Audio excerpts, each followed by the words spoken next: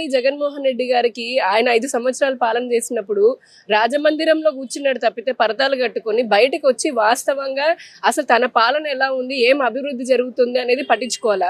ఆయన అనుచరులేమో దందాలు చేసుకుంటూ పూర్తిగా అక్రమంగా ఇసుక మైనింగ్ అనుకోండి, ఇంకా ప్రతి ఒక్కటి ఆఖరికి పరిశ్రమల నుంచి కూడా అవినీతికి వాళ్ళు బెదిరి అంటే లంచాలు తీసుకునే విధంగా వాళ్ళు పారిపోయేలాగా చేశారు. ఆయనకి ఏం తెలుసు అసలు పరిశ్రమ అంటే ఏంటి, వాళ్ళకి ఎట్లా మాట్లాడాలి, లేకపోతే వాళ్ళకి ఏం కావాలనేది ఆయనకి ఏం తెలియదు.